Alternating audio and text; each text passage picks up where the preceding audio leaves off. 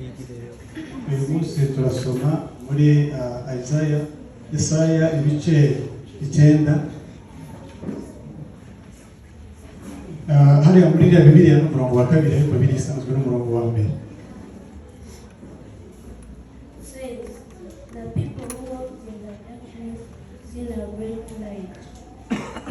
Those who dwelt in the land as the shadow of death, upon them the light has shined. Reka dusome mu Kinyarwanda ni muri Yesaya ibice 9 umurongo wa 1. Bibiliya yavuze ngo abantu bagenderaga mu mwijima babonye umucyo mwinshi, bari batuye mu gihugu cy'igicucu cy'urupfu babiriwe n'umucyo. Amen. Praise the Lord. Anshime.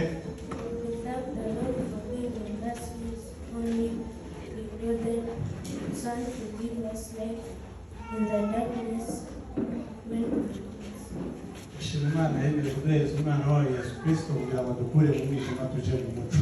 Amen.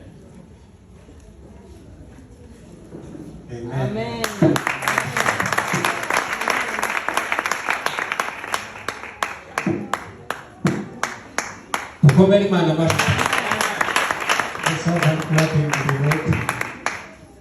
Bose kabisa akoresheje umwanya mwiza no kwahara abandi inyuma. Just right to manage the time. She's having others who are with the follow. Hallelujah! Hallelujah. Amen! Amen. Asante sana reka kumve evangeliste Noela. Let's see how the Tukomere Imana amashyi. Noela, the second preacher.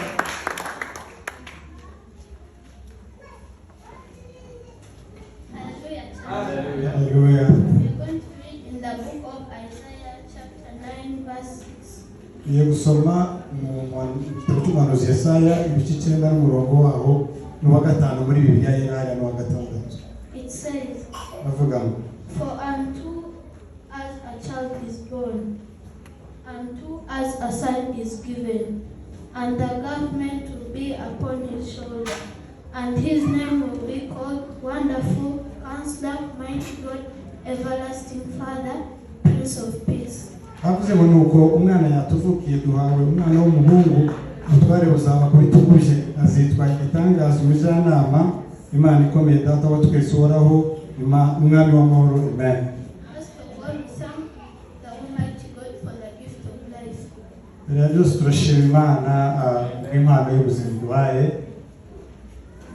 What this scripture means, we thank God Iciri jambo rivuga turashima Imana for He gave us Jesus to be our everlasting peace, our everlasting Father, our priest and our Prince of Peace. turashima Imana kuko yaduhaye Kristo kugira ngo tubere umwami uhoraho kandi w'amahoro. Amen.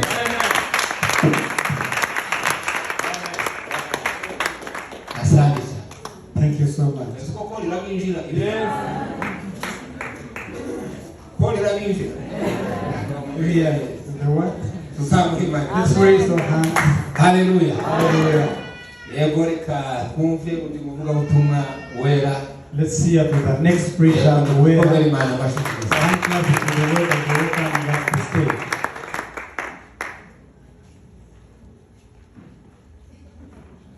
Praise God, church. Turashima itorero. I thank the Lord for this time that given us to preach His word.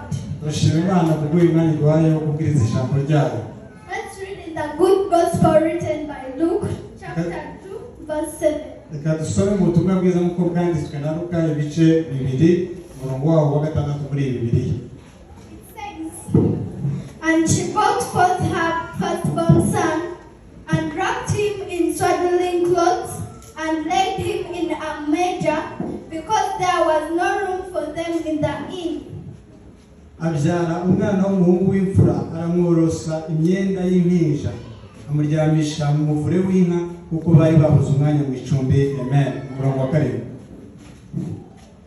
The time Jesus was going to be born, Igihe Yesu Kristo yari agiye kuvuka, they had no room. nta cyumba bari bafite.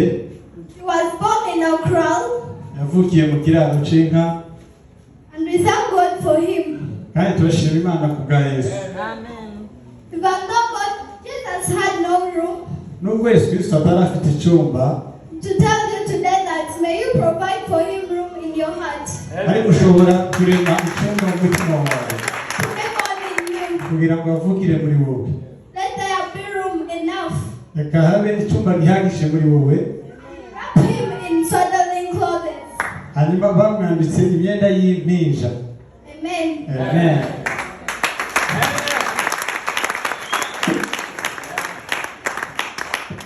murakoze cyane dukomere Imana Thank amashyi. you so much. Let's have clap to the Lord. nubwo Yesu atari afite icumu Then if Jesus never had a room, ariko wowe ugira icumu but for you can create your own room. baba bamwirukana baramwangaza ariko nyawe They chased him. fotore papa ufotore. Haleluya. Hallelujah. Ntabwo byoroshe. Reka tuje ku muvugabutumwa wacu wa kane Let's hear the fourth preacher. Evangeliste Dieudonné Waswa dukomere Imana. Evangelist Dieudonné Waswa. Let's have clap to the Lord. umuvugabutumwa uturutse mu Karingi. Evangelist from Karindi.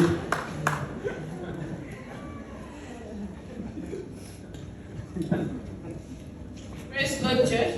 Manishimwe torero. First of all, if I'm going to preach, I'm going first to thank God for the gift of life. Mbere yuko mbwiza ndashaka kubanza gushima Imana kubw'impano y'ubuzima cyangwa se He ubugingo. has protected us from January up to December. Yaraturinze kuva mu kwa mbere kugeza uyu munsi mu kwa Februari. Many people who had plans for today have died, but for us, some of us who never had plans for today, we are still alive. Let's thank God. Hariho bamwe bari bafite imigambi ariko barayikora, ariko twebwe uyu munsi turacyariho turi bazima turashima Imana. I'm going to read in the good gospel written by Matthew, chapter 2, verse 6. Turaza gusoma ubutumwa bwiza nk'uko bwanditswe na Matayo ibice 2 umurongo wa 6. It says, But you Bethlehem in the land of Judah are not the least among the rulers of Judah.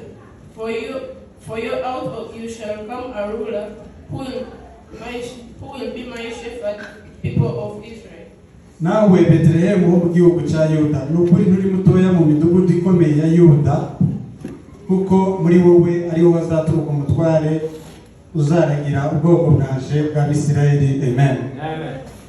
We know that Bethlehem was not a very big city, Turabizi ko Betelehemu utari umurwa munini, but it's where God was born.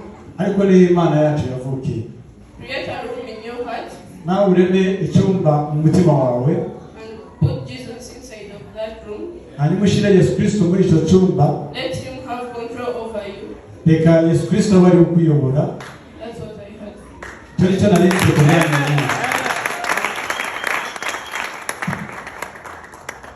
Imana ihabwe icyubahiro.